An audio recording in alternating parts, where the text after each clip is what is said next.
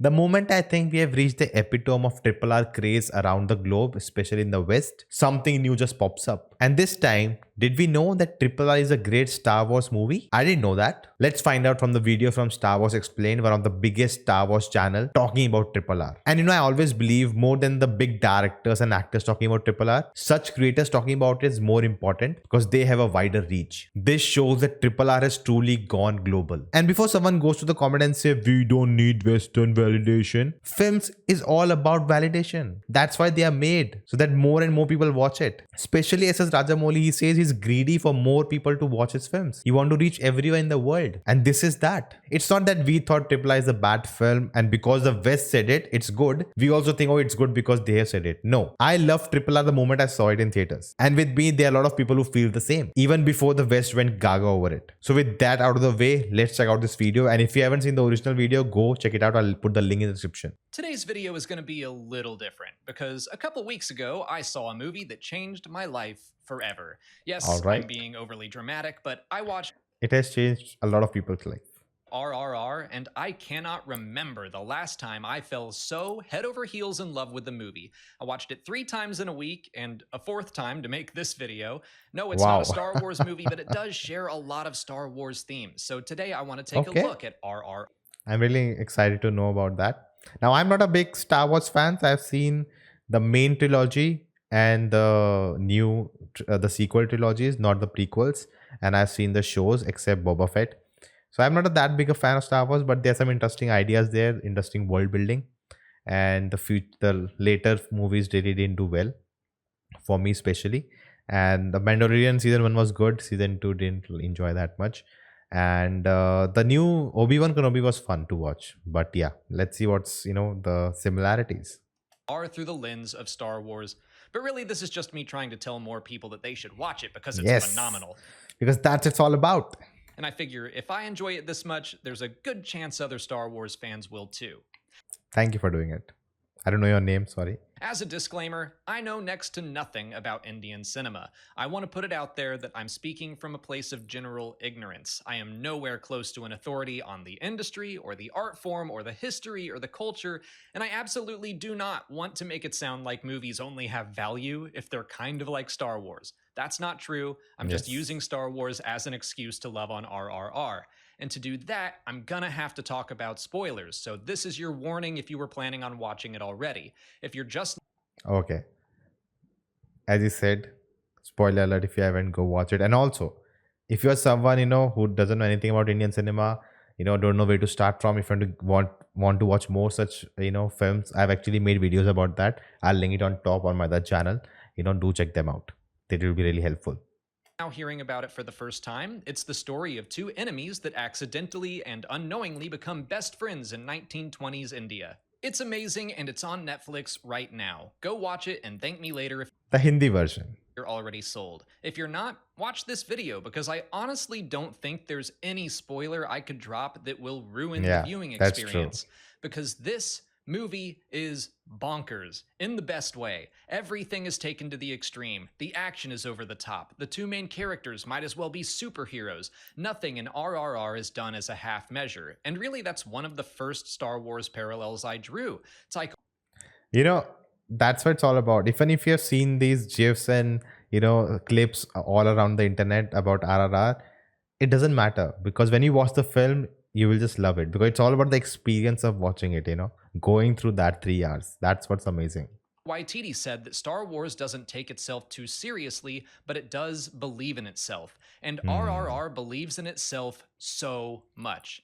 Our friend Patrick Willems did a video about RRR already and mentioned how Marvel movies will often poke fun at themselves, make fun of superhero or villain names, basically tell the audience, yeah, we know this is all kind of silly, but let's roll with it. And personally, I've never had a problem with that. I do not mind self-awareness, but watching RRR, I just could not help but fall deeply in love with it because I think all the filmmakers were deeply in love with the story they were telling. But let's get into the plot and the characters and the themes.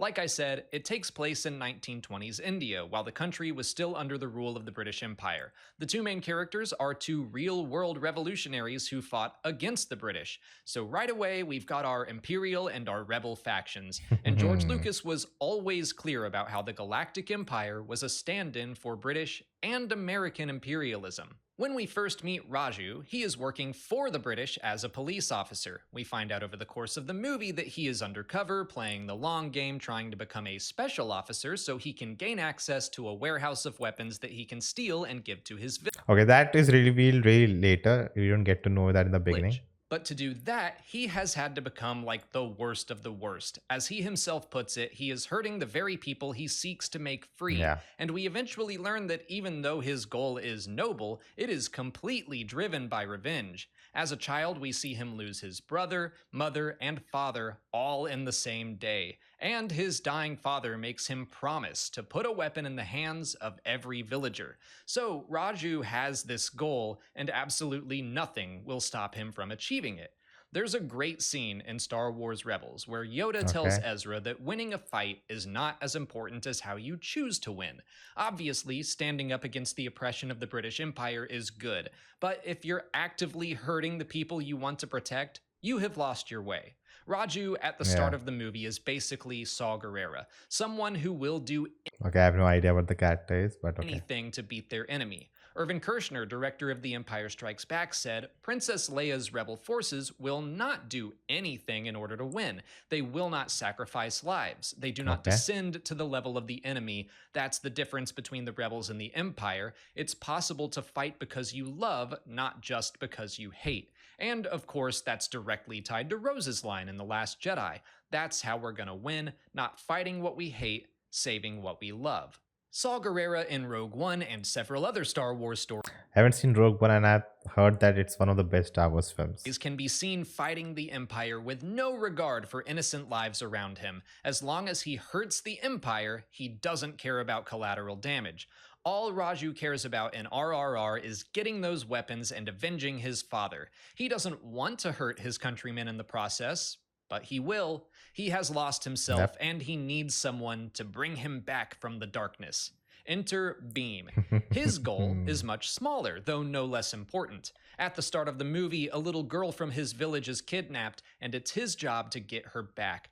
Right away, we see that even though he will not stop trying to rescue her, he is not willing to sacrifice his friends or anyone Oh, else to make it yes, happen. yes. There's a scene where a British Yes. officer is beating him, and Beam could absolutely fight back and kick that dude's ass easily. Even with the tiger, right? Like he says, sorry, I'm using you and all. But he holds back because he doesn't want to endanger the family that chose to protect him. Then we can see that even though their methods of fighting the British are very different, at the core, Raju and Beam's hearts are aligned. They meet for the first time by helping a kid who's in trouble, and they help him in the most over the top and amazing way ever. Like I said, these guys are basically superheroes. They save this kid, and then they become friends, and I mean best friends. One of my absolute favorite Star Wars scenes is watching Finn and Poe escape the Finalizer in The Force Awakens. I love watching best friends becoming best friends. So it's really no surprise at all that RRR stole my heart, because there is seriously a 5-minute montage of Beam and Raju immediately being the best bros that have ever walked this earth. And then we get to a party where Raju gets to be the best wingman of all time by helping Beam land his crush. Some British douche tries to make a fool of Beam on the dance floor, so then Raju lays down a beat, breaks into song, and they dance battle. And then once all the British people have given up, Raju throws the competition to make Beam look even better. We should all be so lucky. Seriously, that dance scene is amazing. When I finish a Star Wars movie for the first time, I'll usually want to rewind to watch a lightsaber duel or a dogfight or something. I finished RRR, and above all the other action scenes, I was like, I have to watch them dance again. It is so much And you do get a dance sequence at the end also. fun. But it also serves a purpose. I think Raju's friendship with Beam helps him see what life can be without a singular focus on his mission, but also reminds him what it's like to actually help someone again. It might be on the dance floor, but Raju standing up for Beam is saving what he loves. The whole Yeah. montage and dance off does a great job at making us forget how terrible Raju has been because he's finding so much joy in being helpful to someone else. Of course, the two best friends eventually come into conflict. Beam attempts to rescue the kidnapped girl at a Oh my party god. in spectacular fashion by unleashing tigers, bears, cheetahs, and wolves into the British compound, which by itself is yet another Star Warsy thing to do. Ezra attacking the Empire with the Loth Wolves or the Purrgil comes to mind, but seeing nature come in to help save the day has happened in tons of Star Wars books and comics as well. Again, we're seeing that Beam represents the more balanced of the pair. Beam is the light side and Raju is the dark, and unfortunately, the dark side sometimes wins. Raju foils Beam's plans, captures him, and finally gets what he's wanted: a promotion to special officer and access to the weapons of the mighty British Empire. But Star Wars also tells us that it's never too late to come back from the dark side. Raju is forced to publicly flog Beam for his crimes against the Empire. While he is beaten, Beam sings a song that's so moving it causes a riot in the crowd, and Raju finally understands guns are not the greatest weapon against the Empire, hope is. How much more Star Wars can you get? The Empire always has the upper hand against the rebellion. They have more stormtroopers, more blasters, more star destroyers, weapons that can blow up planets. They've got it all. But the rebellion has something to fight for, and they have hope. Beam becomes a symbol of hope because he fought to save what he loved, a little kidnapped girl, and his refusal to bend the knee, as Raju realizes, turned every person in the crowd into a weapon. So he decides to turn his back on his quest. He gives up the chance to deliver guns to his village so he can save Beam and the little girl instead. In doing so, he himself is captured. In prison, he holds on to his newfound hope. With only days until his execution, the British witness him exercising and mock him for continuing to chase his impossible dream. Raju retorts, "Let not the result be your motive, nor let your attachment be to That's a inaction. I look. don't care about the result. I will be moving towards my goal until my last breath." To me, that's also the spirit of rebellion. Jyn Erso, Cassian Andor, and the rest of Rogue One don't know if they can steal the Death Star plans, but they don't let that fear push them into inaction. I'm getting chills right now. They will take the next chance and the next until the day is won or the chances are spent. Of course, Raju's hope is not misplaced because while Beam gets the young girl to safety, he meets Raju's fiancée, Sita. She helps them without even knowing who they are because her fiancé always said that we should help other people. Yes. And I know this is the most surface level thing ever, but come on, that's Shmi Skywalker telling a young Anakin that the biggest problem in the galaxy is that nobody helps each other. Sita tells Beam Raju's entire backstory, and this is the moment Beam realizes there is still good in his friend that there always has been. But the redemption story has already taken place, so all that's left is for Beam to rescue Raj and for them to kick Imperial ass in the most insane way ever. They escape prison, Raju is healed, and if we want to go Star Wars with it, they become Jedi together. Raju has reclaimed his balance and his purpose thanks to Beam. They fight side by side, it's the best thing ever, and then they make an impossible shot to destroy the Death Star. Because that weapons depot Nice. is the Death Star. It's a Nice, symbol of nice. Imperial overconfidence. They have weapons and technology, more than they could ever need. There's no way anyone they would consider to be lesser than could take them down with a bow and arrow. That's literally a line from the movie, but the Ewoks did it too. And that was always another message George Lucas wanted to communicate. He has talked about the American colonialists fighting against the mighty British Empire, and he's talked about the Vietnamese fighting against America. The irony is that in both of those cases, the little guys won. The highly technical empire, the English empire, the American empire lost. That was the whole point. And then, of course, the whole thing ends in a great song and dance number. Why doesn't every movie end that way? Get on this level, America. But that brings us to the end of RRR. Is it a perfect translation into Star Wars? No. I wish it had gone a little further with Beam's song galvanizing the people to rise up and fight, and the end definitely seems like it drifts back into fighting what you hate territory, but none of that matters because it's not a Star Wars movie. I just wanted to use Star Wars as an excuse to try to spread the word about RRR because I am currently obsessed with it. I can't remember the last time I felt so strongly about a movie. So go watch it. It's on Netflix right now. I think I did a pretty good job at not going too deep into Yes, you did a really, really good job. Very well done. spoilers. And even if I did, I don't think there's anything I could say that will fully prepare you for how amazingly entertaining and moving RRR is.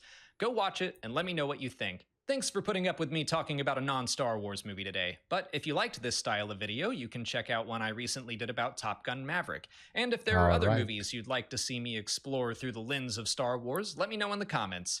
If you haven't already, please like this video, subscribe to the channel for mostly more content directly related to Star Wars, follow us on TikTok, Twitter, and Instagram, and consider checking out our Patreon page. As always, thanks for watching, and may the Force be with you.